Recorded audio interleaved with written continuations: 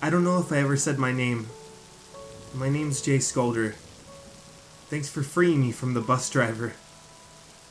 I guess if we're going to investigate this, we should know each other's names. Chris looks at me and smiles. He tells me he just got off the phone with somebody. He says that his friend went AFK, and then upon visiting the friend's house, he found him acting like a rabid animal. And he just kept repeating, "Andrew isn't here right now. Andrew isn't here right now." I asked Chris if he thought it was another demon we were dealing with. He tells me he's not sure. We get our plane tickets ready, and the next day we're on a flight to investigate this strange but similar event. If any two people could help, it would be us. We knock on the door, and a very timid, scared person opens the door. We ask him if he was the person who made the call. He nods and told us he had something to show us. What he showed us dumbfounded us.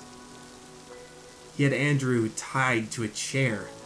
We asked him why he did that, and he told us to wait. No sooner than when he said that, Andrew broke out of his restraints. He didn't walk. He was on all fours like an animal. He didn't throw any punches, but he tried to bite us and scratch us. We quickly subdued him, and we listened to this person's full story.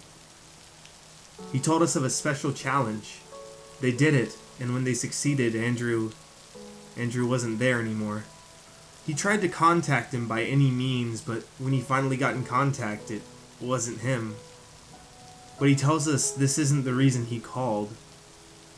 He said when Season 6 came out, there was a challenge called AFK II. He double-checked it wasn't on anyone's computer or console, just on Andrew's and his. I asked for his name since he's yet to tell us, and he tells us his name is Michael. Chris tells Michael to hold on and that we'd be getting our computers. I asked Chris why he thinks that would work, and he told me if Andrew can get the challenge and Michael can get the challenge, it has to be related to the IP address, and that some things aren't as creepy and foreign as they may seem. We get our computers and hook them up to the Wi-Fi, and sure enough, we get the challenge too. Chris tells us we're going to complete the challenge, and Michael asks how all of us could complete this.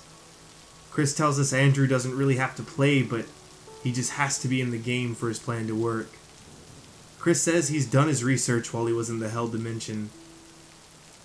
He thinks we aren't dealing with a demon like a bus driver, but rather a low class of demon, a half-breed, a chimera.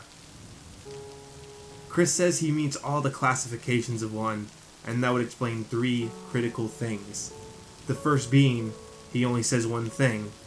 The second being, why he is on all fours and biting like an animal. And third, why the new Tier 100 skin just magically looked like a chimera. Chris was sure these 3 things were linked. He read the challenge, and it wasn't anywhere near the length of the first AFK challenge. We simply had to go to what was Loot Lake, stand on each 4 corners of the new floating island, and it would move. Then we jumped down the vortex, and we should have a boss battle to attend to. Chris gathered it would be the werewolf. If we killed him, they should switch. We all get into a game with the help of Michael playing with 2 controllers, one for him and one for Andrew. We go to Loot Lake, and we all stood on a different corner. Sure enough, the floating island moved, and the vortex was accessible.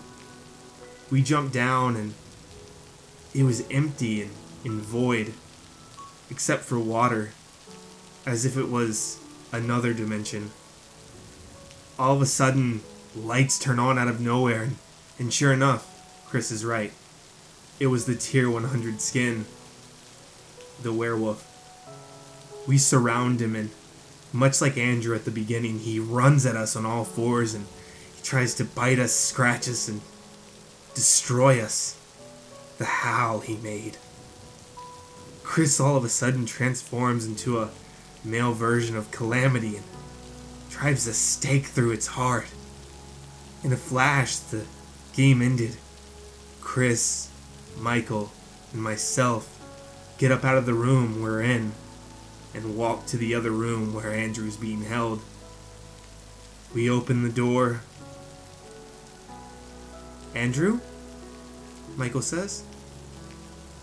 Andrew looks up in a dazed and confused state and asks what happened. Michael runs over and hugs his long-lost friend. I asked Chris just, "What are you?" He turns to me and he says, "Stick with me to find out. We have another case anyway. It has to do with a bunny man."